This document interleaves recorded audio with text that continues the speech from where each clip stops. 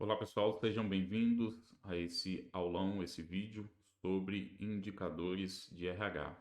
Eu separei aqui os indicadores em 5 categorias, pode variar um pouco aonde eles vão estar alocados dependendo aí da sua regra de negócio, mas basicamente nós podemos desenvolver aí indicadores nessas 5 categorias: demográficos, financeiros, de desempenho, de engajamento e de capacitação, certo? Como eu falei, dependendo da sua regra de negócio, pode ser que um ou outro esteja alocado em uma categoria diferente da que eu vou apresentar aqui. Mas o importante é você entender o funcionamento, para que serve, e vou tentar dar alguns exemplos aqui de dados que você pode extrair do seu sistema para criar esses indicadores, ok? Então vamos começar sempre pelo mais simples, que são os indicadores demográficos. E por que são os mais simples? Porque são informações cadastrais que vão dar origem a esses indicadores. Um formulário de candidatura a uma vaga, a ficha de registro do colaborador que foi contratado, um registro de mudança de cargo, coisas do tipo. São com base em documentos, em registros, e é muito fácil a gente extrair essa informação do sistema ou através de um formulário para a gente poder utilizar na construção do nosso projeto, tá certo? Então vamos falar um pouquinho aqui dos demográficos. Primeiramente, os 3 principais indicadores que uma organização precisa na área de recursos humanos, na categoria demográficos, seriam esses: o headcount, um mapa de cotas e o turnover. Headcount. Quando a gente ouve falar de headcount, pode parecer um indicador simples, mas muitas empresas, muitos profissionais às vezes têm dúvida de como fazer o headcount, como computar o headcount. Então, o headcount nada mais é do que as suas contratações menos as suas demissões. Isso vai te dar um número de funcionários ativos.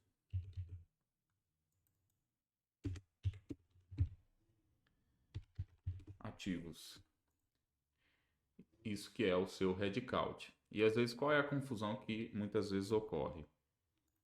É mais uma questão de conceito do que propriamente dito de dificuldade em obter o indicador. Exemplo, eu noto uma confusão muito grande com relação ao período de análise dessa informação. Muitas empresas às vezes acham que é necessário entrar no grão ou no nível de dia para fazer essa análise. Então, quantas contratações eu tive no dia, quantas demissões eu tive no dia e qual era o meu efetivo do dia.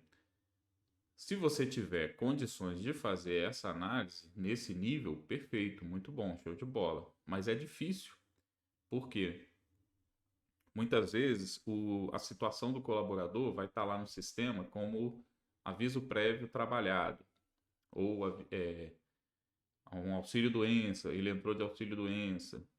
Então, mas no final do mês ele vai retornar. Ou no final daquele período de uma semana, 15 dias, ele vai retornar por um afastamento, por um atestado.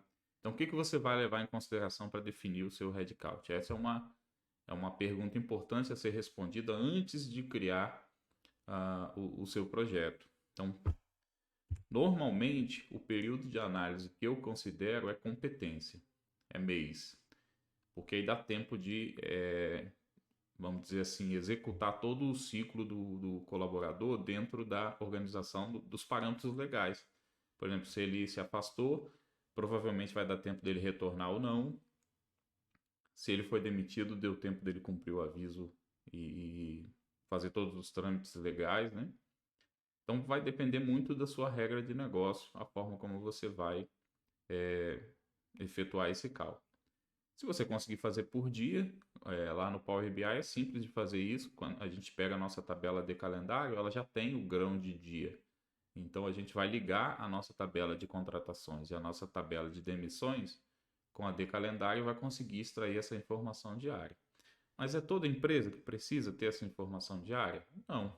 A grande maioria das empresas precisa ter essa informação mensal, ter essa verificação, essa aferição mensal. Não precisa dessa informação dia a dia. Talvez uma indústria, uma grande indústria, né, que precisa ter a mão de obra ali muito justa por questão de produtividade, paradas de usina, coisas do tipo, aí ter esse headcount diário é essencial. Mas na maioria das vezes essas grandes empresas têm um módulo de controle de ponto muito bem estruturado, online, que te permite ter essa informação atualizada no momento que você precisa. Você não precisa ficar gerando exportações, né? Porque senão seria bem trabalhoso você gerar todo dia um arquivo e importar para poder realizar suas análises, certo? Então, é basicamente suas contratações menos suas demissões no período que você estiver analisando, e aí você vai ter o total de colaboradores ativos, certo? Quais colunas seriam necessárias para a gente ter essas informações? Na grande maioria dos projetos, eu faço assim, e aí vocês podem adotar como sugestão. Para contratações, eu preciso da chapa ou matrícula ou cadastro do funcionário, preciso da data de admissão, logicamente, para a gente ter inclusive essa ligação com a D calendário, né? Poder ligar com a D calendário, com a nossa tabela de datas e poder utilizar a inteligência do tempo que o Power BI traz, que o DAX traz. Outras colunas.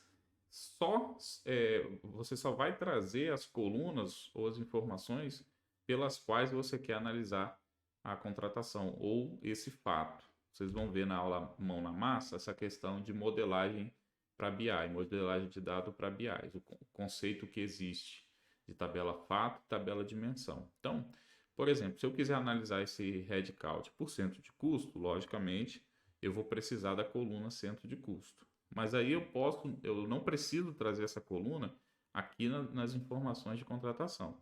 Por isso eu vou deixar aqui 2 asteriscos nas colunas que não precisa estar aqui na tabela de contratação. Por exemplo, centro de custo, centro de custo, cargo, faixa etária e etc. Certo? Essas são colunas que a gente pode analisar o headcount através delas, mas não necessariamente elas precisam estar na nossa tabela de contratações, na nossa consulta, no nosso arquivo, né, de extração aí de contratações, certo? Para demissões, o que nós vamos precisar? Basicamente, nós vamos precisar da chapa ou matrícula, data da emissão, o código da situação. No exemplo mão na massa, vocês vão entender por que eu preciso do código da situação de quem está demitido.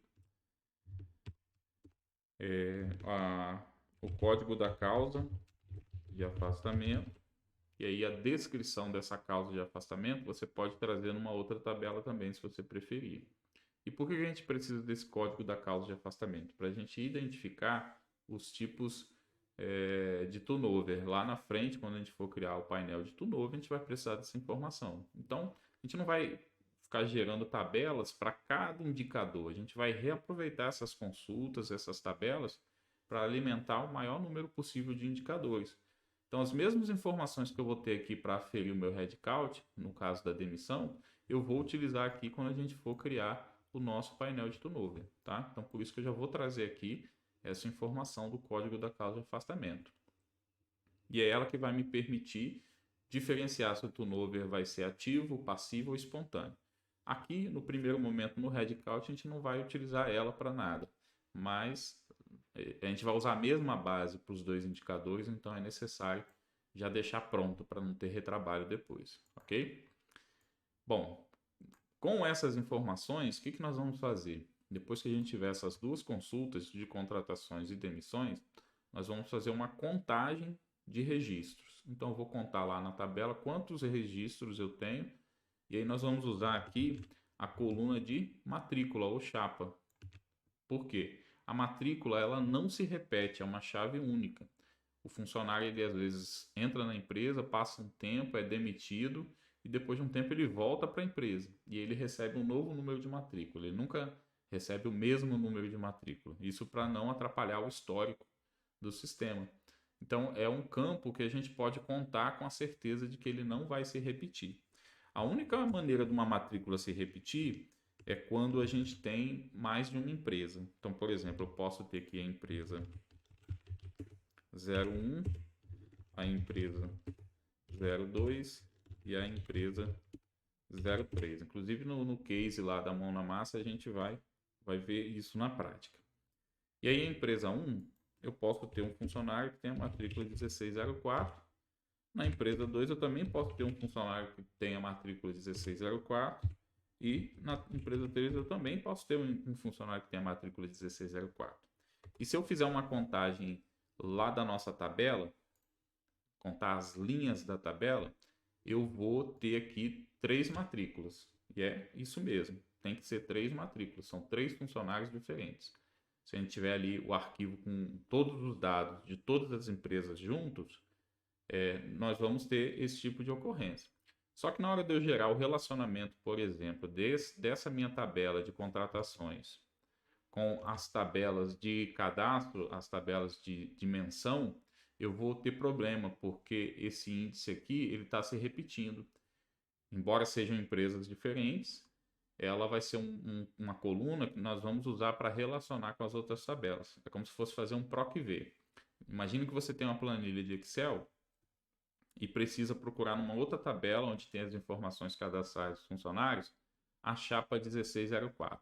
O que vai acontecer se você usar a matrícula 1604 para pesquisar numa tabela que tem várias ocorrências dessa matrícula? Vai dar erro, vai trazer informação incorreta. Então é a mesma coisa aqui.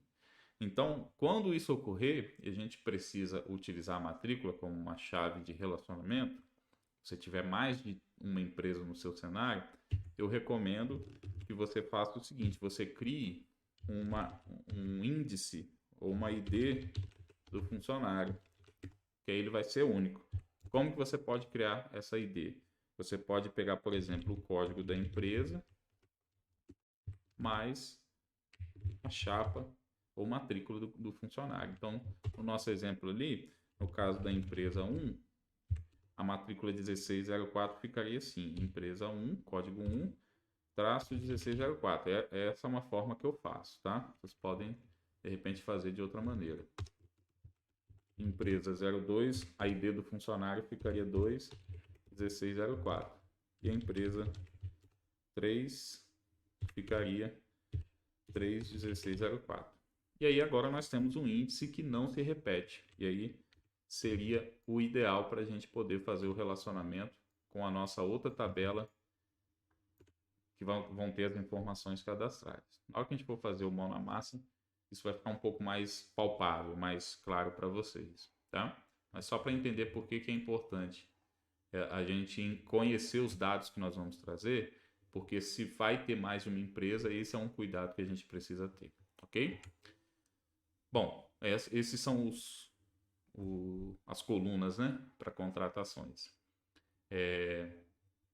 No caso da demissão, a mesma coisa, tá? Se tiver mais de uma empresa, no caso da chapa, faz um índice único para poder relacionar depois com as demais tabelas a informação através da chapa, certo? Nesse modelo desse modelo de dados, de conjunto de dados, eu geralmente adoto a seguinte modelagem. Eu vou ter uma tabela fato para contratações e uma tabela fato para demissões. E vou ter uma tabela dimensão cadastral com as informações do funcionário e uma tabela de datas, a D calendário. Então, nós teríamos aqui a nossa D funcionário e teríamos também aqui a nossa D calendário. Vou deixar resumido. E aqui nós teríamos a F contratações e a nossa outra tabela fato F demissões. Como que essas colunas que nós temos aqui são poucas, né? São poucas informações. Fica muito fácil da gente extrair isso do sistema. E vocês vão ver lá na prática que eu não preciso extrair uma e depois a outra. Eu posso extrair, na verdade, uma única tabela com todas essas informações e muito mais informações e depois transformar, criar essas duas tabelas, uma tabela fato para contratações e uma tabela fato para dimensões. Isso é amplamente possível e até num cenário de extração é o mais recomendado, porque você evita de ficar tendo trabalho de ficar exportando vários arquivos. Você exporta um único planilhão e depois a gente faz ali a modelagem dele, o ajuste, a organização dos dados dentro do Power Query. Certo? Então, no nosso exemplo, vocês vão ver que, na verdade, é uma única tabela com todas essas informações e que depois eu dividi em uma tabela de demissões, uma tabela de contratações e ainda criei a nossa tabela fato F, ou nossa tabela dimensão F funcionários. Tá? Que aí é nessa tabela dimensão que eu vou ter informações como cargo, centro de custo, data de nascimento,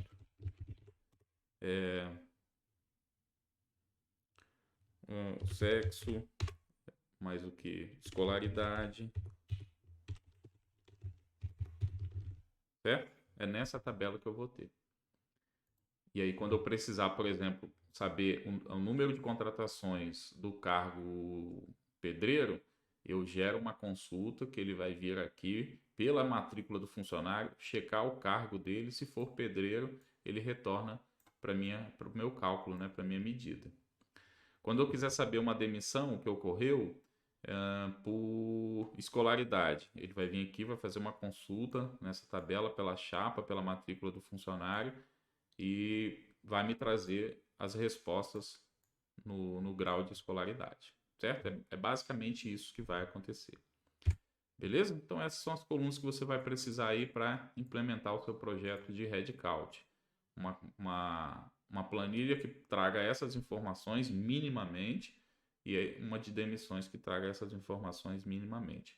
O legal é que, por exemplo, as contratações você talvez tenha um relatório aí no seu sistema que possa ser exportado para arquivo TXT, CSV, Excel, onde você informa, eu quero saber as contratações desde que a empresa começou até agora. Aí você exporta ali essa informação e importa para dentro do Power BI. Quero uma relação das demissões, você importa também para dentro do Power BI, separadamente. Ou, se o seu sistema te permitir gerar um planilhão com todas as informações dos funcionários, informações cadastrais, tá?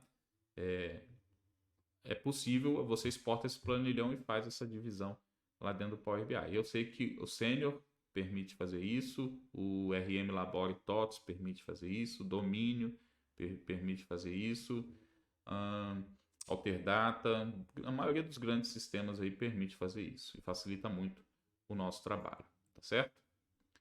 Bom, o headcount parece ser um indicador simples assim, né? Talvez você pense, por que ele é um indicador importante para o RH? Principalmente para empresas que precisam de produção ou fornecem mão de obra, terceirizam mão de obra, esse é um indicador muito importante. Porque se você não tiver o headcount completo, você está prejudicando a sua produção ou mesmo o seu faturamento diretamente para quem é prestador de serviço, faz locação de mão de obra.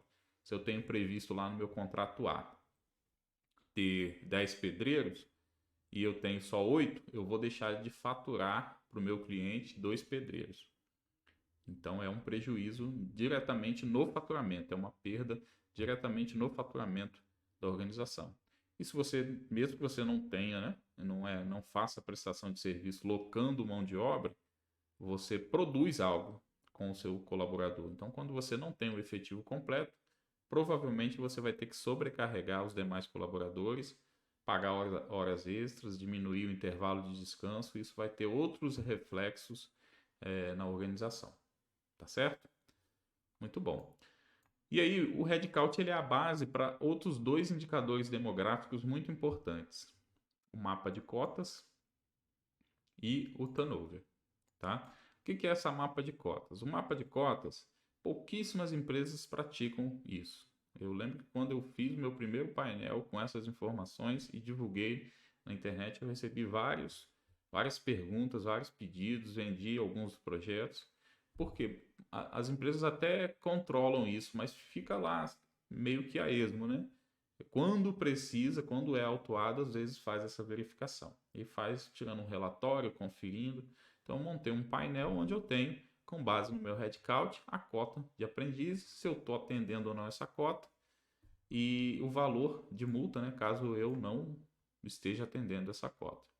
Mesma coisa para PCDs e para o SESMIT, tá? O SESMIT, inclusive, dependendo do grau de risco, vai mudar a configuração do seu SESMIT, então por isso que é importante a gente ter isso bem mensurado. Pode ser que a empresa tenha uma mudança aí na parte tributária, no tipo de prestação de serviço, e aí precisa mudar o KNAI, precisa mudar o grau de risco dela, e aí ela precisa estar ciente quais os impactos isso iria trazer para a organização.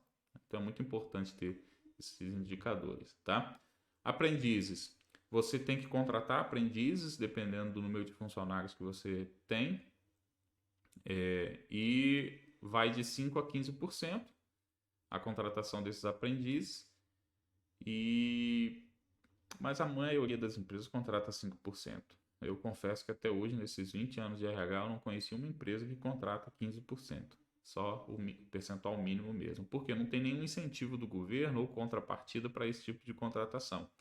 Então a empresa precisa contratar, precisa colocar em algum lugar esses aprendizes, muitas vezes numa cultura muito mais pro forma de obrigação do que realmente o objetivo que eu acredito que seria o projeto, que seria qualificar a mão de obra. Mas, como não tem nenhuma contrapartida, a empresa considera como ônus. Tem empresa que nem contrata, prefere fazer o cálculo de risco ali. Se eu for autuado, eu vou pagar 60 mil. Se eu contratar, eu vou gastar 12 mil por mês. Então, se eu ficar aí 6 meses sem ser autuado, já vale a pena. Mais ou menos isso. É uma pena, porque poderia ser realmente um projeto de qualificação, né? de mão de obra muito bom, mas não é isso na realidade. PCDs. Tem dois. O mesmo princípio, dependendo do número de cotas. Um detalhe aqui do aprendizes, né?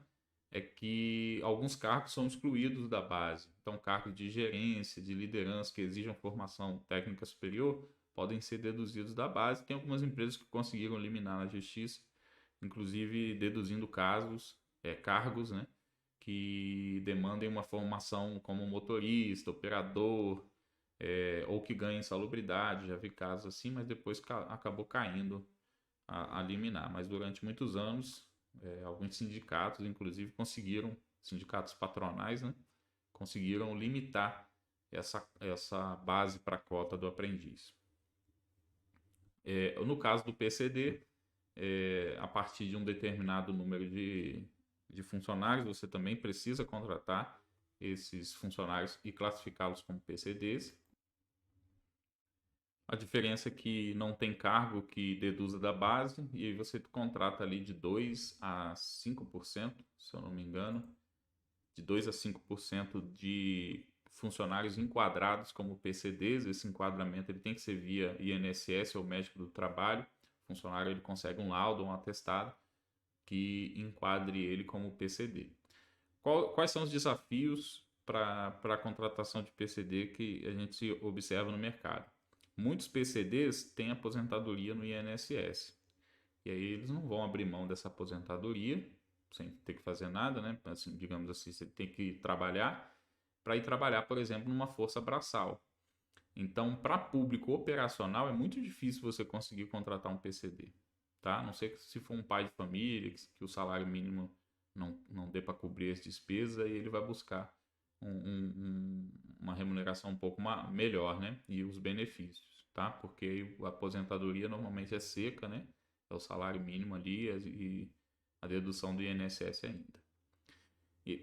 Então é de 2 a 5%, e aí não é flexível, né?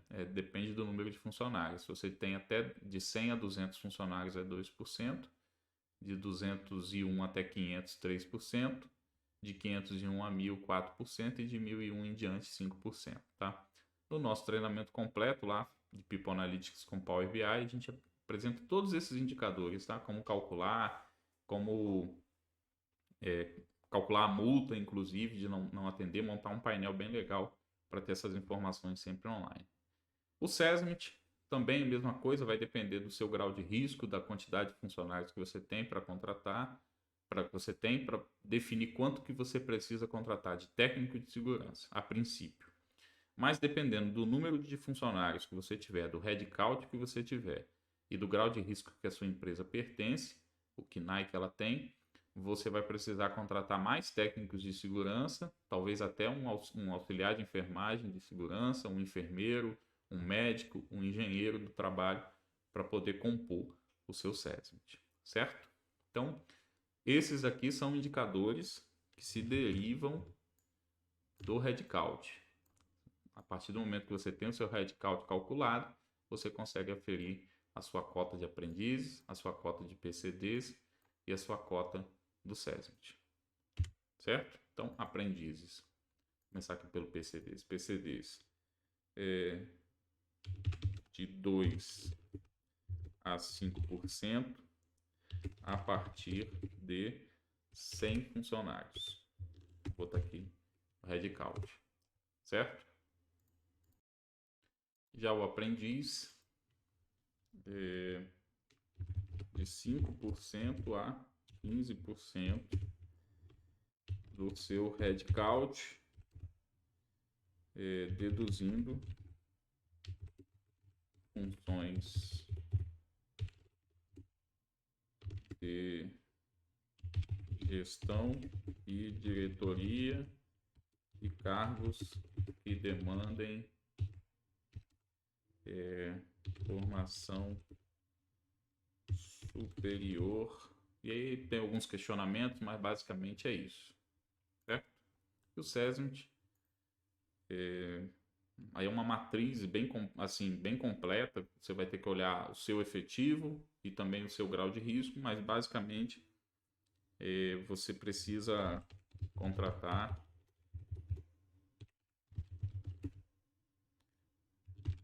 o técnico do SESMIT a partir de 50 funcionários.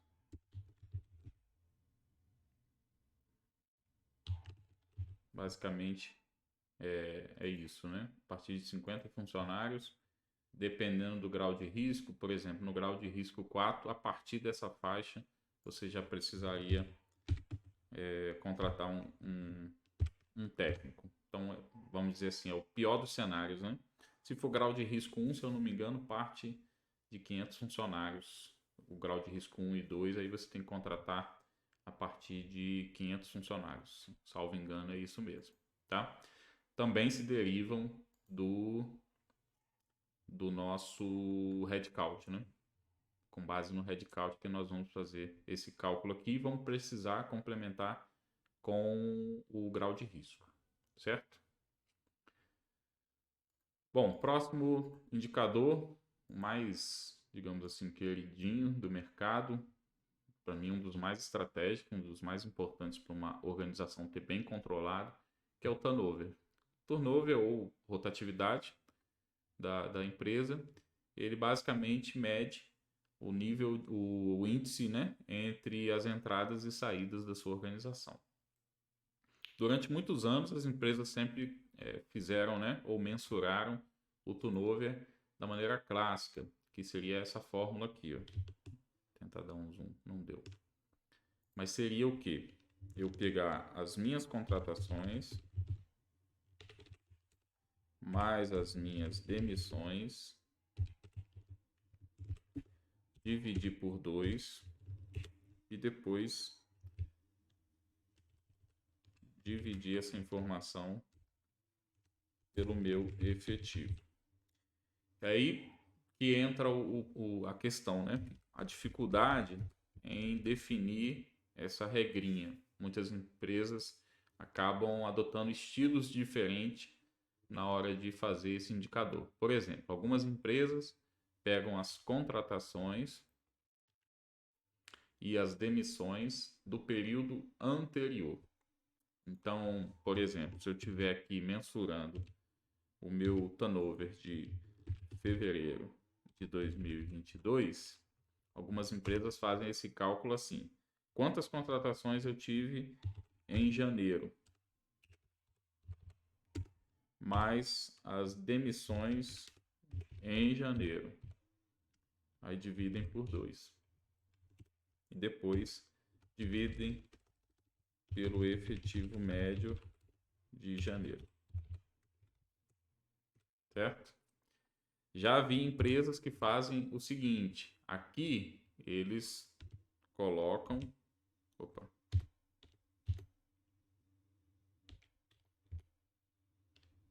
Aqui eles colocam mês 2.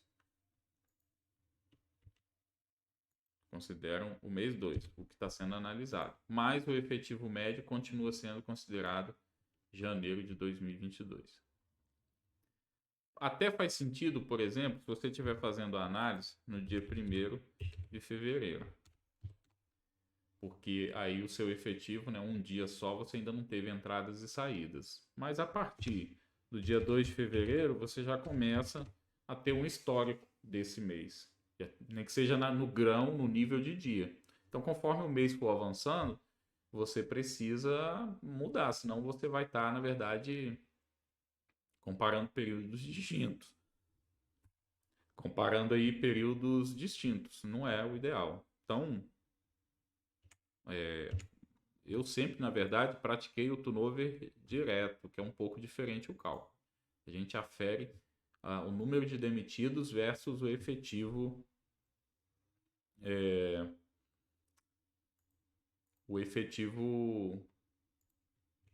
da organização. Vou botar aqui o cálculo.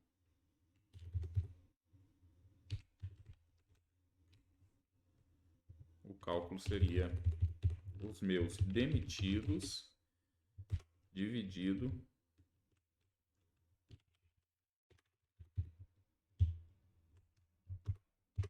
pelo meu efetivo médio. Aí o efetivo médio ou o efetivo atual vai depender da regra de negócio. Eu sempre considero o efetivo atual do período que eu estou analisando. Então, se eu estou analisando fevereiro de 2022, eu vou pegar os demitidos de fevereiro de 2022 e comparar com o meu efetivo final de fevereiro de 2022, certo? Essa é a regra que eu aplico na maioria dos projetos. A não ser que a empresa tenha uma regra de negócio específica, aí eu não posso sobrepor a minha vontade, né? Eu tenho que seguir a vontade da organização. Certo? Bom, colunas para... eu esqueci de falar aqui das colunas, mas as colunas são do headcount, tá? A única exceção aqui vai ser no aprendizes, porque como tem cargos que a gente precisa deduzir, você vai precisar identificar esses cargos e talvez montar um agrupamento. Atende cota aprendizes, não atende cota aprendizes. Porque aí na hora que a gente for criar a métrica, a gente pode fazer um filtro dessa coluna e só trazer para a base os cargos que compõem realmente, né, a cota de aprendizes. Demais PCDs e SESMIT, você, no caso do SESMIT, você só vai deduzir os próprios funcionários do SESMIT e o PCDs você vai deduzir, né, os funcionários que já são PCDs. Do resto, a base é o headcount. No caso do turnover, quais são as colunas que nós vamos precisar trazer? Já estão aqui no headcount. Porque eu preciso achar o meu headcount, que é o meu efetivo, certo? Quer você use a regra do efetivo do período anterior, quer você use a regra do efetivo atual.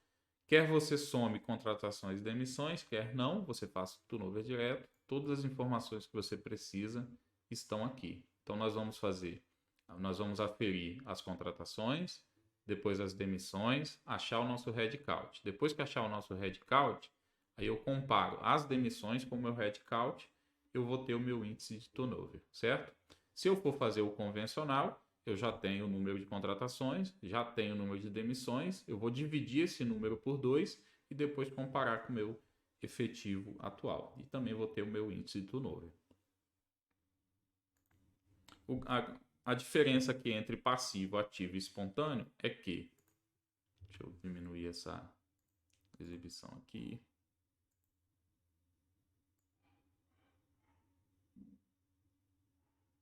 Eu não sei porque ele não está deixando aqui, vou deixar aqui.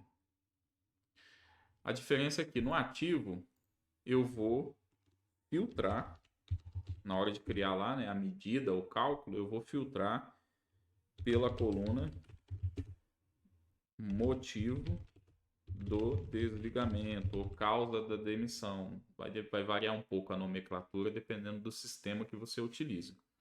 E vou pegar lá somente nessa coluna o que foi igual a desligamentos motivados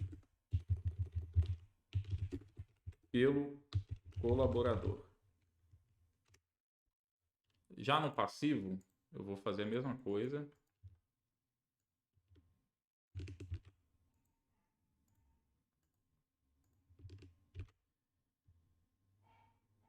Desligamentos motivados pela empresa.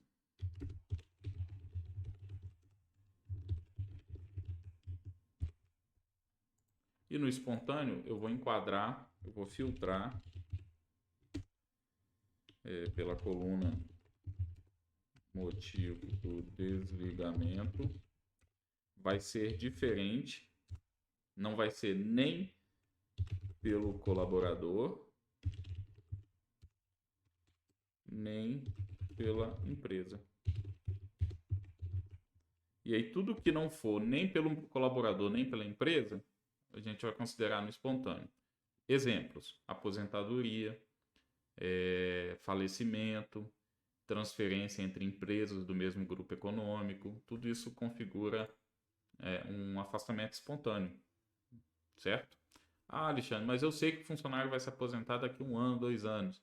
Eu não poderia considerar em outra categoria? Não vejo necessidade, pelo contrário, eu acho que o conceito, né, vai poluir o seu indicador, se você considerar como passivo ou ativo. Embora você consiga prever, mas a única maneira de evitar a aposentadoria é o funcionário continuar trabalhando, é uma regra de negócio da organização. Então, aposentadoria eu considero aqui no espontâneo. Qual desses 3 indicadores aqui nós precisamos nos preocupar mais? Assim, de uma maneira bem genérica, eu diria que é o ativo, porque são colaboradores pedindo para sair da organização. Embora o passivo também seja preocupante, porque pode significar que eu estou contratando mal, estou perdendo dinheiro por investir numa contratação, numa ambientação do funcionário e depois ter que demitir ele, por ele não estar produzindo, também é prejuízo para a organização, mas de maneira geral, assim, perder funcionários não é bom pelo tempo que você investe, pelo tempo que você dedica até ele começar a produzir, se ambientar, se tornar realmente produtivo, e aí depois ele pedir para sair porque talvez recebeu uma proposta melhor, teve algum problema com a chefia, essas coisas são ruins. Então, mais o ativo eu acho que é o mais preocupante, principalmente se ele ocorre num período muito curto. Logo depois, por exemplo, do período de experiência, o ônus para a empresa é muito maior do que para o colaborador, digamos assim, né? Mesmo que ele peça para sair, você não tem que pagar alguns dos direitos, né, de uma indenização, mas ainda assim o prejuízo para a organização é muito grande. E aí eu vejo muitas empresas quebrando a cabeça para calcular o custo com turnover. O que muitas empresas fazem? Eles, na hora de calcular o custo com turnover, o que eles fazem? Eles pegam aqui e pegam o meu percentual, né, o meu índice de turnover, e multiplicam pelos valores de rescisão.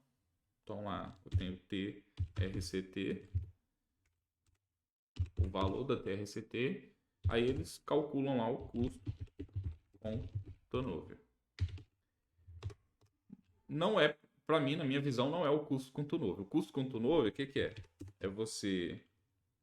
É o tempo que você investiu no recrutamento e seleção,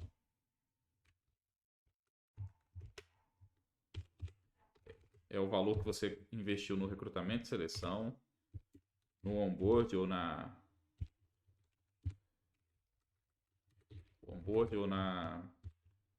adaptação do colaborador,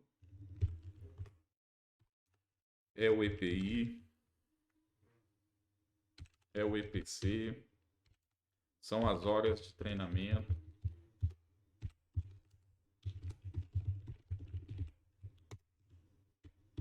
e a baixa produtividade durante a adaptação. Tem aqui também, ó, exames usados.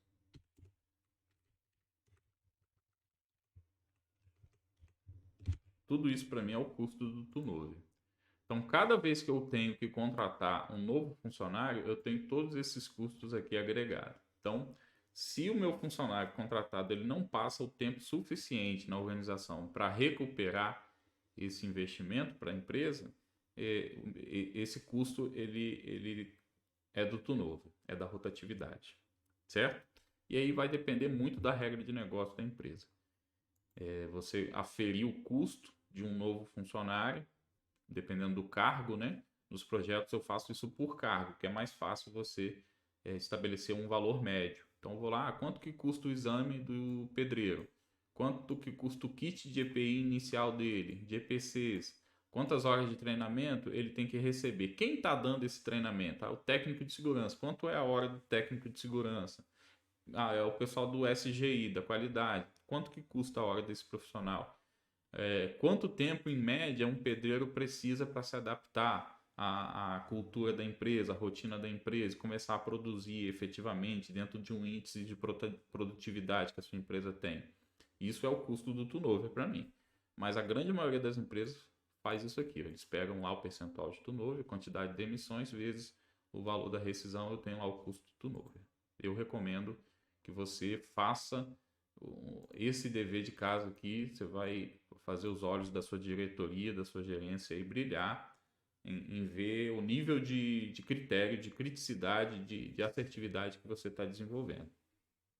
Certo? Isso tanto vale para o turnover ativo, passivo e espontâneo. Tá? Eu uso nas 3 dimensões essa informação, o custo do turnover. A diferença é que no passivo a gente pode tentar deduzir ali, né, o aviso reavido, o que se economizou, né, com a rescisão do funcionário dentro dos parâmetros legais, certo? Bom, esses são os cálculos do turnover, né? As colunas que a gente precisa basicamente já estão lá no headcount. Essas aqui do custo, se o seu sistema não te permitir ter toda essa integração, cria ali uma planilha de cargos. Na planilha de cargos que você tiver, você coloca lá um custo médio para a contratação, considerando recrutamento e seleção, exames, testes, EPI, EPC, tudo que for envolver, né? Tudo de custo. E coloca lá. E aí você, através dessa tabela auxiliar, você consegue montar o custo do turnover a partir do número de desligamentos. Ok? Próximo indicador. Vamos aqui. Os demográficos já se foram.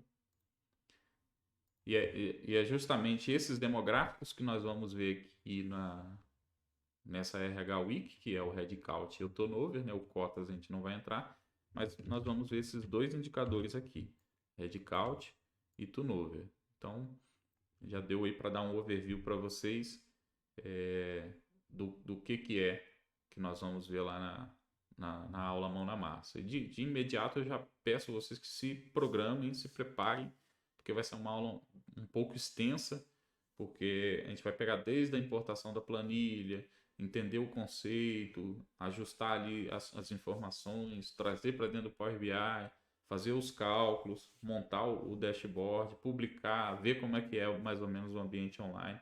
Então vai ser uma aula um pouco mais extensa. Se programem para assistir, ela vai ficar disponível até o domingo à noite, tá certo? Bom, quais são os outros indicadores que nós temos? Eu foquei bastante nesse daqui, no curso completo. Eu me aprofundo em todos esses outros. Alguns já estão com todas as aulas gravadas, outras ainda têm algumas aulas a serem gravadas. Por exemplo, desempenho, eu tenho. Aliás, desempenho não é aqui. Aqui. Eu já tenho lá a avaliação de desempenho e potencial, que é a Nine Box, um módulo exclusivo para ela. Eu mostro como montar a matriz no Power BI, tem algumas pegadinhas ali, algumas dicas que nos ajudam a montar essa, essa avaliação. OKRs e NPS, pesquisa de clima, se misturam, na verdade, né? O OKR, ele pode ser um desmembramento da avaliação de desempenho, por exemplo, né? O funcionário ter seus objetivos ali individuais que no montante, né? Na junção dos objetivos individuais de todos os colaboradores, a gente tem uma fusão para o objetivo estratégico da organização. Isso aqui é quase que um controle de tarefas, tá? O OKR é quase que você ter um project para cada colaborador. Então, basicamente, quais são os indicadores que a gente pode ter aqui de OKR? É o planejado versus executado, o atendimento de prazo, né? Atendimento de prazos. E aí pode ser que esses objetivos eles tenham desdobramentos, como por exemplo, para capacitação, de treinamento, para implementação de projetos. Então é uma cultura muito legal de se ter, de se praticar, mas exige um nível de maturidade muito grande da organização, não só do funcionário, mas da organização. Você implementar uma política de avaliação, de acompanhamento, considerando inclusive os OKRs, é uma coisa bem mais complexa, não é tão simples como pode parecer.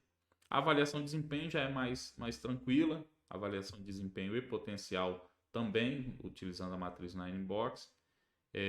O legal é que ela te permite identificar potenciais sucessores para cargos de liderança e chefia, te permite identificar os colaboradores que você precisa dar uma urgência mais rápida, uma urgência mais rápida não, né? Fica redundante, mas dar uma urgência maior para talvez treinar, entender por que o desempenho dele está baixo, coisas do tipo. Então essa matriz é bem interessante, inclusive já repliquei ela para outros projetos fora do RH, projetos de BI, né, fora do RH, para ver, por exemplo, equipamentos que estão mais próximos de serem vendidos, vendedores que têm um desempenho melhor do que os outros, né? A gente pega ali no eixo Y, coloca valor, ou no eixo X, valor, e no eixo Y, quantidade de vendas, e aí a gente consegue montar essa matriz, identificando ali quais são os vendedores com melhor desempenho, o equipamento com pior desempenho, coisas do tipo,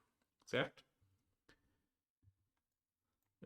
Lá no nosso treinamento a gente tem recrutamento e seleção, tem um case bem legal de recrutamento e seleção com todos esses indicadores aqui, vagas fechadas no prazo, custo por processo,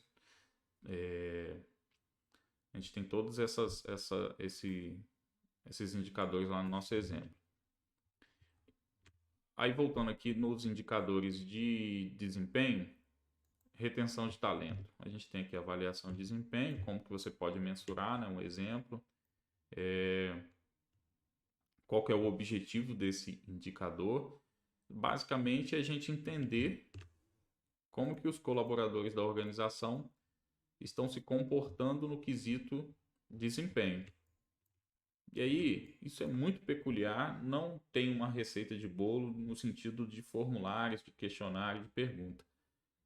Muitas vezes a gente vê profissionais de recursos humanos, isso me deixa muito triste, pedindo formulário na internet. Entra no grupo lá no Facebook, no WhatsApp, no Telegram, pedindo, alguém tem um formulário de avaliação de desempenho? Se for só para ter a ideia do funcionamento, ok. Mas muita gente tenta forçar, pegar aquele formulário e forçar a aplicação dele na organização. E aí não funciona, não dá resultado, frustra a organização, frustra o próprio profissional, porque vai achar que ele não é capaz de fazer isso. E se ele pegar no Google e jogar lá, né, formulário de avaliação, ele vai achar modelos que podem servir de referência. E se ele ler o assunto, ele vai conseguir implementar um formulário de avaliação de desempenho potencial muito consistente dentro da realidade da organização dele. Então evitem isso. Busquem modelos, referências, não templates para aplicar na sua organização. Inclusive no módulo da Nine Box eu falo sobre isso. Ó, isso aqui é um exemplo para vocês aplicarem com o Power BI. A fonte de dados, as perguntas, são vocês que vão definir. Porque senão a gente pega um círculo e tenta encaixar no quadrado. E não vai encaixar, vai ficar feio, vai ficar faltando informação, não vai trazer o resultado esperado. Tá? Então, pare, estude, leia sobre o tema, veja quais perguntas, quais questões, quais as competências vocês conseguem mensurar a ponto de poder preencher uma avaliação de desempenho, porque a avaliação de desempenho ela não pode ser sentimental. Ela tem que estar baseada em registros, informações, dados. Então, você fazer uma avaliação de desempenho pelo feeling não é o ideal também. Então, basicamente, você tem que ter um plano de cargos e salários ou pelo menos uma planilha de cargos com descrição dos cargos e para você conseguir mensurar se aquela pessoa está com desempenho para aquele cargo adequado ou não. Se você for no feeling, por sentimento, vai ter o João que você tem mais afeição por ele, gosta dele, torce para o mesmo time, almoça junto, e isso vai influenciar diretamente na hora de você fazer a avaliação.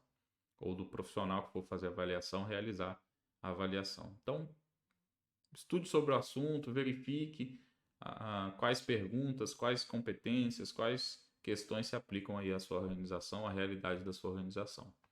Certo?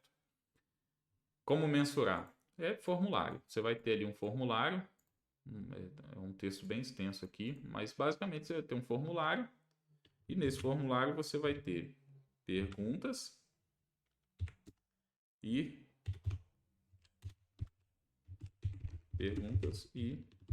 respostas.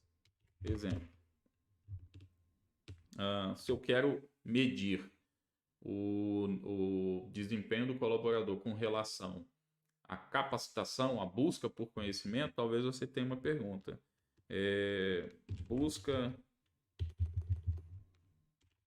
Busca preencher sua lacuna. Aí a terminologia ou né, o texto vai depender de vocês também, tá? Preencher, basicamente seria isso, né? Preencher sua lacuna de conhecimento, buscando novas.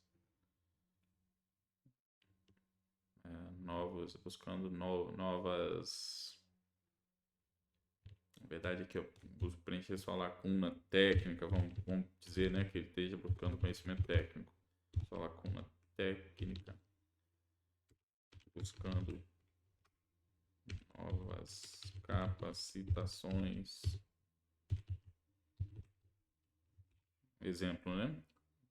Qual o objetivo dessa pergunta? Saber se o funcionário ele tenta preencher o que falta para ele ali de conhecimento técnico ou aprender novas ferramentas, buscando novos treinamentos, novas capacitações, pedindo à sua gerência, à sua diretoria para realizar um treinamento, buscar essas informações de maneira informal ou formal. E aí a resposta dentro ali da régua da gradação da pergunta, né? Normalmente é de 1 a 5 ou de 1 a 10. Você vai ter ali um resultado, depois você vai somar essas notas, tirar uma média para você ter uma média geral de aproveitamento do colaborador. Aí essa média pode ser ponderada ou média simples. Você pode ter média para desempenho, média para potencial e depois ter uma nota conjunta. Aí vai depender do modelo que você escolher. As avaliações podem ser feitas 90, 180 e 360 graus, é chamado no mercado, onde 90 você avalia o colaborador, pronto e acabou. 180 você avalia o colaborador e permite que ele se avalie, depois vocês têm ali uma reunião de feedback. 360 são avaliados os pares, né? É um sistema bem complexo. Não é fácil de implementar o 360, é muito é assim, bem complexo de se implementar, principalmente com relação à cultura da organização. Tem que ter uma cultura muito bem trabalhada para esse sentido, para avaliação de pares, por exemplo. Ok, esse é um dos índices de retenção de talento. O índice são alguns dos indicadores, né, de retenção de talento. Para tratar, aqui não é você aferir o tempo de retenção de talentos, é você tratar da saída ao índice de retenção de talentos que você tem. O índice de retenção de talentos vai estar aqui dentro do seu headcount, quando você aferir o headcount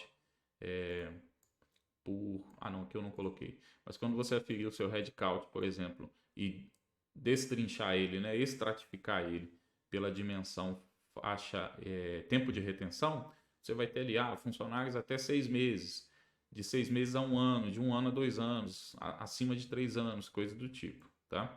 E aí a saída dessas informações de retenção vai te ajudar a saber se você está retendo ou não o talento, se você está conseguindo reter os funcionários. Se a maior parte do seu headcount, por exemplo, estiver concentrada até 2 anos de empresa, tá bom ou tá ruim para você? Aí vai depender da sua regra de negócio. Se a maior parte do seu headcount tiver mais de 5 anos de empresa, tá bom ou tá ruim? Vai depender também da sua regra de negócio, certo? Cada empresa vai ter ali a sua regrinha. Índice de reclamações trabalhistas. Parece um indicador muito operacional e que o RH talvez nem afira, que é o escritório jurídico, o setor jurídico, mas ele é importante para saber, inclusive, ajudar, inclusive, num indicador muito estratégico para a organização, que é a liquidez da empresa. Se a empresa tem muito passivo trabalhista, tem muitas demandas trabalhistas correndo ainda, qual é o volume de condenação que isso pode trazer para a empresa? 2 milhões, 3 milhões? Qual é o patrimônio líquido da organização? 1 milhão. Quebrou, a empresa está quebrada. Então, esse índice é muito importante que a empresa tenha também online, né? Ou seja, sempre atualizado. Isso você pode fazer junto com o escritório de advocacia, ou terceirizado, ou interno que você tenha, sempre tirar um relatório lá, né?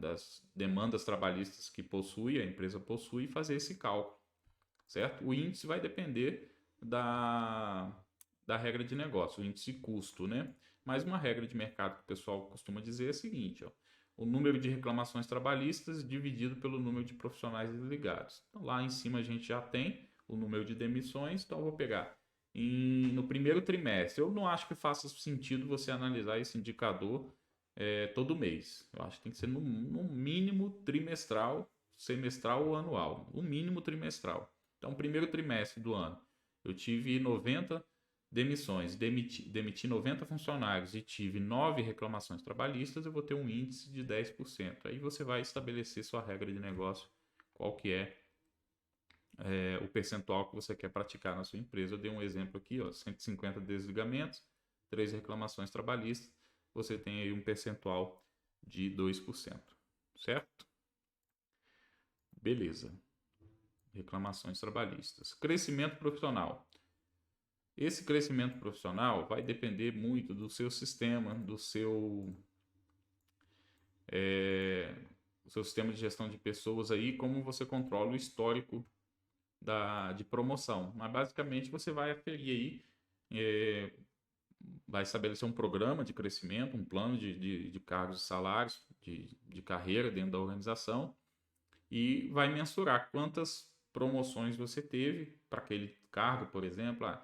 Eu tenho ali um assistente técnico de processamento de dados, sei lá, um auxiliar técnico de TI.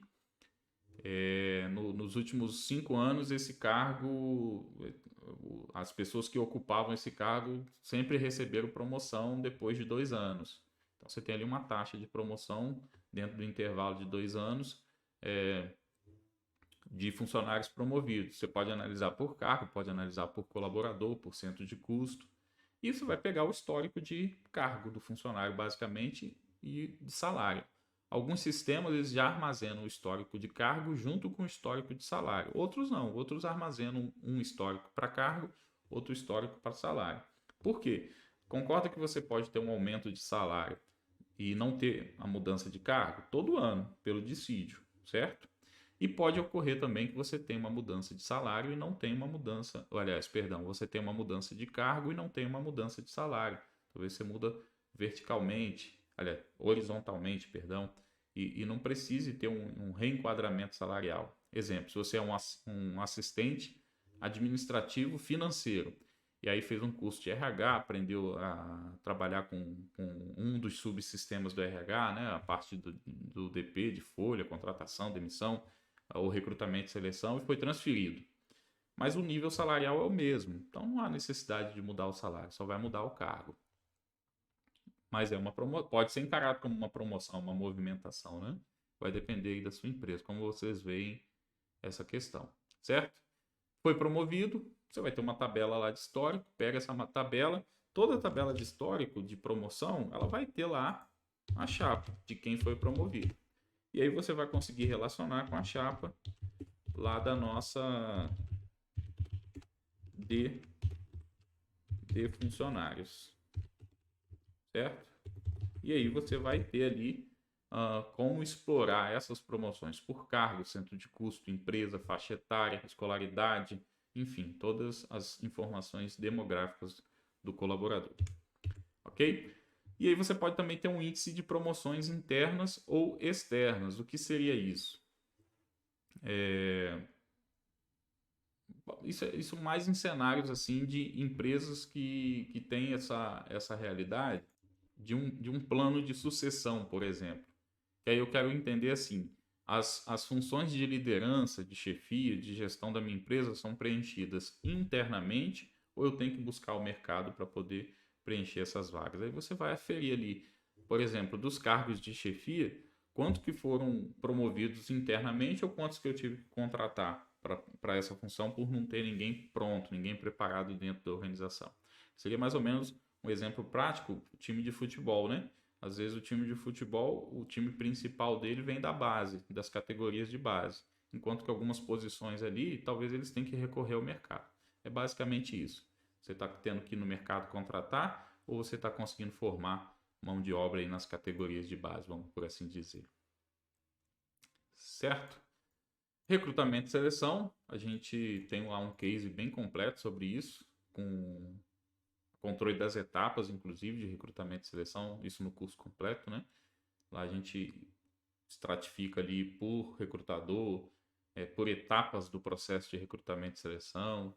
E aí, por exemplo, lá no nosso case, a gente considera algumas etapas e consegue ver, inclusive, quais recrutadores têm dificuldades em quais etapas. Por exemplo, o João, ele pode ter uma desenvoltura muito boa para fazer os anúncios, atrair os currículos, né, selecionar os currículos, realizar as entrevistas, mas aí quando parte para as outras etapas ele tem dificuldade em dar sequência, aí cria um backlog, um acúmulo muito grande de vagas. A Maria não, a Maria ela tem dificuldade de fazer o anúncio, mas depois que começa a chegar os currículos, ela consegue desenvolver bem as outras etapas e acaba entregando as vagas dentro do prazo melhor do que o João. E aí você consegue perceber onde cada um tem dificuldade, onde como um todo a empresa tem maior dificuldade e gerar insights, decisões bem assertivas, bem intuitivas e estratégicas para a organização. Certo? Ele, inclusive, eu mostrei no vídeo 2, né? Esse daqui, mostrei, acho que o de cotas também. Se eu não me engano, mostrei esses exemplos para vocês. O headcount do novo, com certeza. Certo? Crescimento profissional, retenção de talento, índice de reclamação trabalhista, isso aqui também já falamos. Como eu falei, engajamento, voltando aqui no engajamento, NPS. NPS é um indicador, nem originalmente é do RH, mas que tem sido aproveitado nas mais diversas áreas. Seria o quanto você recomenda. Já preencheu essa resposta em algum formulário? Ou então, quando você vai numa loja, tem ali um tecladozinho físico para você digitar a qualidade do atendimento. E às vezes tem a pergunta: quanto você recomendaria a nossa loja, ou o nosso site, ou o nosso produto? É basicamente isso.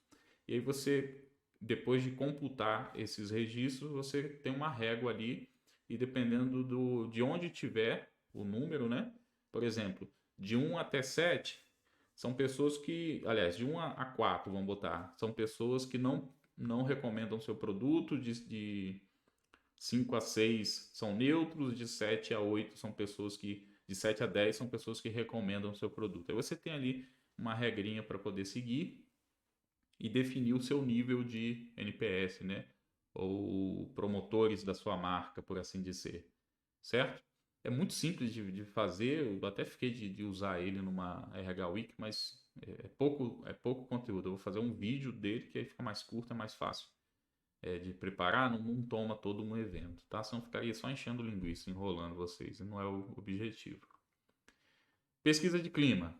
Dependendo das questões que você buscar aqui na sua pesquisa de clima, vai alimentar o NPS, porque se o funcionário estiver satisfeito, estiver contente com tudo aquilo que a empresa está oferecendo para ele, você pode incluir uma pergunta lá. Você recomendaria a empresa para algum amigo trabalhar, algum conhecido trabalhar? Pronto, está ali o seu NPS. O que a pesquisa de clima visa obter de informação? O quanto você está criando um ambiente ali propício para uma boa produtividade e satisfação do colaborador. Basicamente é isso. Então, aí você pode avaliar por N dimensões. Ambiente de trabalho físico, comunicação da organização, benefícios, salários, né, prática de salário, de cargos e salários frente ao mercado, tudo isso. E a forma de mensurar, vocês já devem ter percebido aí que é através de um formulário. De preferência, um formulário anônimo, né, para que o funcionário possa se sentir à vontade para abrir o coração realmente, tá? Avaliação de desempenho já falou um pouquinho, os OKRs também. A frequência, no caso o absenteísmo, ela pode também ter impacto aqui no engajamento. Você pode ter um índice de engajamento. Exemplo, um colaborador que tem muitas atividades dentro do planejamento estratégico e falta muito, ele vai ter um atraso na execução, no atendimento das demandas que ele tem. Então, a frequência, o absenteísmo, você pode também considerar ele no engajamento, na família de indicadores de engajamento, tá? Por exemplo, falta de treinamento, né? Faltou no dia do treinamento, é um sinal de que o funcionário não está muito engajado com a empresa. Né? Faltou numa reunião de apresentação de resultados, ele não está engajado com a organização. Capacitação a gente já falou, né? Não falei não, vou falar agora. Avaliação de aprendizagem. Os indicadores de capacitação são indicadores assim bem, digamos assim, intangíveis, né? É bem complicado de você aferir, tirando principalmente esses daqui, ó, o ROI e a avaliação de aprendizagem. O ROI você tem que ter bem esboçado qual é o objetivo do treinamento. Fazer por fazer o treinamento vai dificultar muito você entender qual é o ROI ou o retorno sobre o investimento que você fez do treinamento. Então é bem difícil você ter um indicador bem confiável, né? Lógico que não é por conta disso que você não vai ter esse indicador. Mas basicamente é isso. Você precisa ter um retorno sobre o investimento do treinamento. Então, uma coisa legal é que esse tipo de indicador você consegue aferir ele de forma mais fácil em questões mais operacionais. Exemplo, você vai ter um, um exemplo, a CIPAT, a Semana Interna de Prevenção a Acidente de Trabalho. Qual é o ROI da CIPAT? É mais fácil você mensurar isso do que, por exemplo, uma avaliação, um treinamento gerencial, de competências gerenciais. Por quê? A CIPAT você vai ter lá o seu orçamento, vai distribuir brindes, vai fazer um teatro, chamar palestrantes, fazer um lanche, um coffee break para os colaboradores, você tem ali o custo agregado do evento. E durante o ano seguinte, você consegue mensurar se teve redução no número de acidentes, se os colaboradores colocarem em prática, por exemplo, a utilização dos EPIs, a comunicação de incidentes. Então, isso fica muito mais fácil de você mensurar. Você pega os indicadores antes da CIPAT, esses indicadores, por exemplo, e os indicadores depois da CIPAT. Se teve redução, você consegue quantificar o quanto de retorno você teve nesse investimento, certo? Para esses treinamentos mais gerenciais é um pouco mais difícil você mensurar isso, porque você vai precisar aliar junto com os OKRs, o planejamento estratégico da organização, e aí vai envolver se você desdobrou em um PDI, um plano de desenvolvimento individual. Então, é um pouco mais complexo do que parece. Investimento em treinamento é um índice que você pode ter, por exemplo, quanto eu estou investindo em treinamento. Algumas empresas elas pegam um percentual do orçamento para fornecer verba para treinamento e desenvolvimento. Algumas usam 2%, algumas usam 5%, aí vai depender do core da empresa, né? Do core business da empresa, da regra de negócio também. Uma empresa de tecnologia, ela não pode investir o mesmo em treinamento do que uma empresa, por exemplo, que trabalha na construção civil, porque o número de funcionários proporcionalmente que precisa ser treinado numa empresa de tecnologia é muito maior, que precisa ter treinamento, né, em termos de quantidade, em duração, muito maior do que uma empresa de construção civil, que na verdade nem consegue, né, ficar parando funcionário toda hora para treinar, certo? Avaliação da aprendizagem é outro calcanhar de Aquiles, é bem complicado de você avaliar a aprendizagem sem ter o objetivo bem esboçado. Um exemplo clássico, se eu for avaliar a aprendizagem de vocês aqui da RH Week, eu vou precisar que vocês me deem o projeto de vocês, né? Divulguem o projeto de vocês e aí eu vou avaliar o resultado. Aí é fácil. Agora, se não tivesse um produto a ser entregue no final, né, um projeto de headcount de turnover, que vocês pudessem materializar o que vocês aprenderam, eu não conseguiria mensurar o resultado. E aí, como que eu avalio quem aprendeu, quem não aprendeu? Pode ter gente que assistiu 1 minuto, 2 minutos e saiu do vídeo, vai ter gente que assistiu o vídeo todo, mas não conseguiu colocar em prática o que viu. Então, o resultado final, o post que vocês fizerem lá no LinkedIn ou em outra rede social e me marcar, vai evidenciar a aprendizagem de vocês do conteúdo que a gente está abordando aqui ou não. Certo? Outras métricas que nós podemos ter: quantidade de colaboradores treinados. O índice que eu costumo ver no mercado aí é para empresas de prestação de serviço, locação de mão de obra, indústria, é, todo mês, né? Pelo menos 2% do efetivo treinado. Isso em proporção, tá? Significaria até isso aqui, ó, número de horas realizadas e a média de horas por colaborador seria desdobramento desse índice. Então, se eu tenho lá 100 funcionários e tenho 220 horas previstas, né, de trabalho, vamos botar 180 que é mais próximo da realidade. Então, eu tenho 100 funcionários que tem uma jornada prevista de 180 horas, vai dar 18 mil, se eu não me engano, né?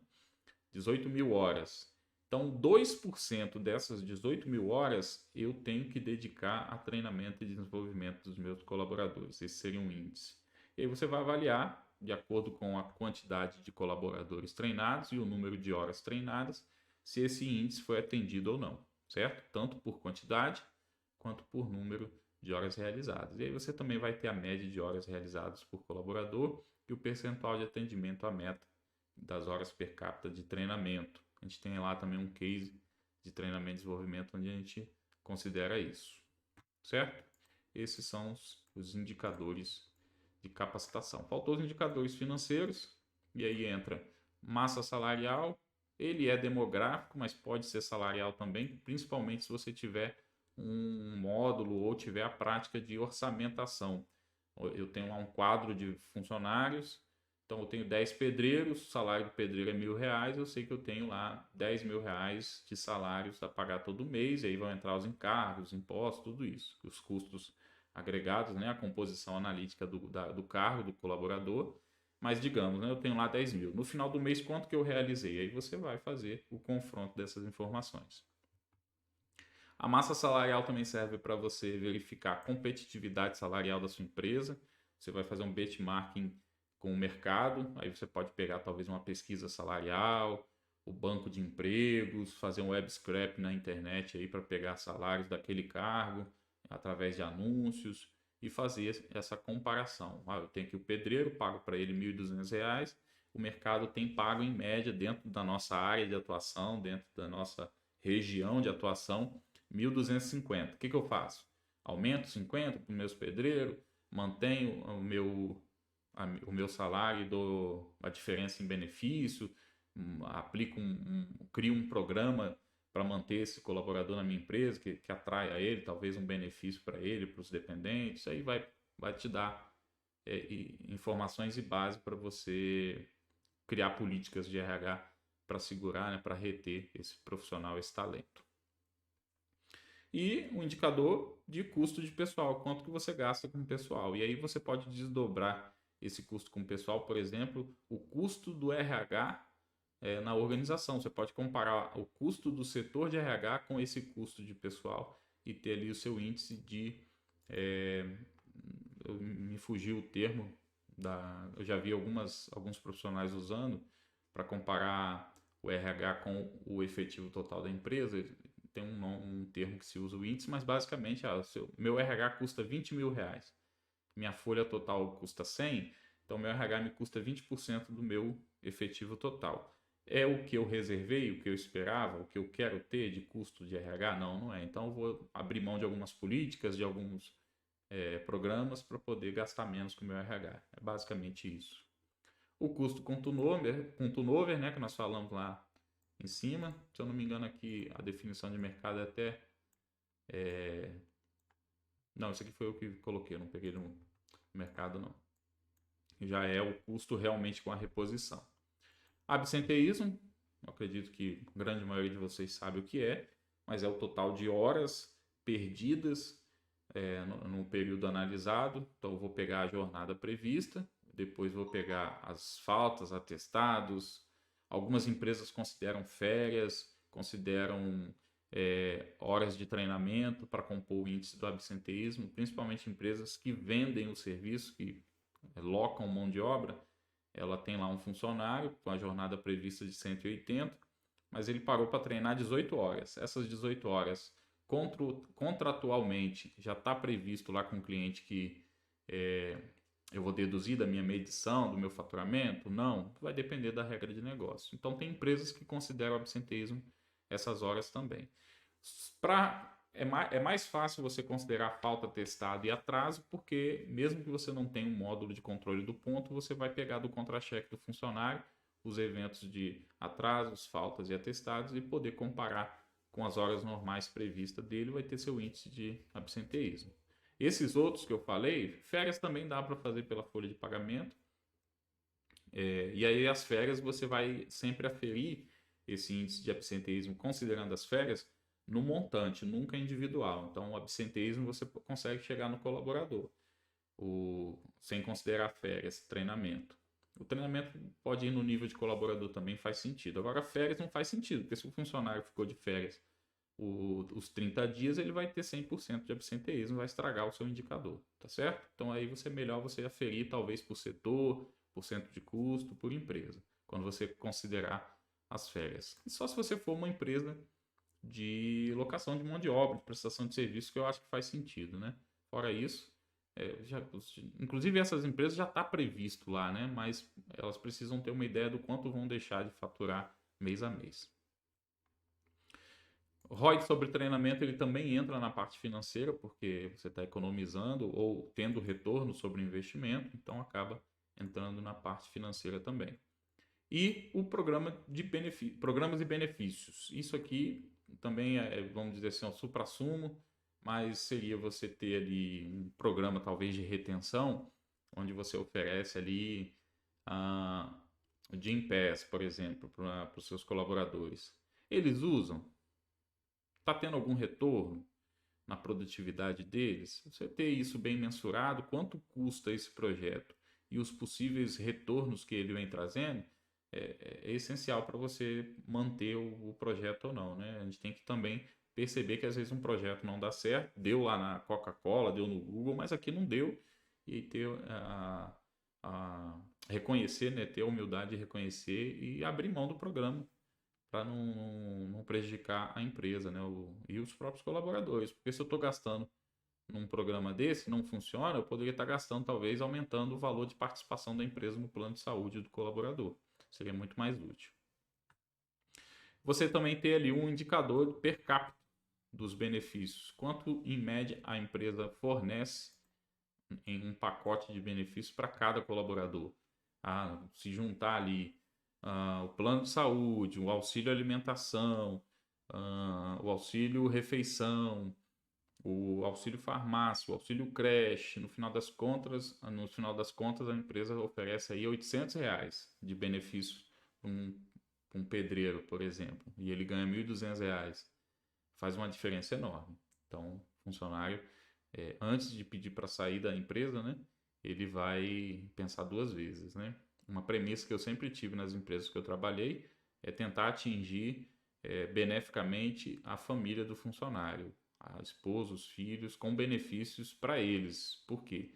Antes de pedir demissão, o colaborador vai pensar duas vezes antes de desagradar a esposa, desagradar os filhos. Então, é uma forma de reter o funcionário é, por aquilo que cerca ele, por aquilo que faz parte do mundo dele, né?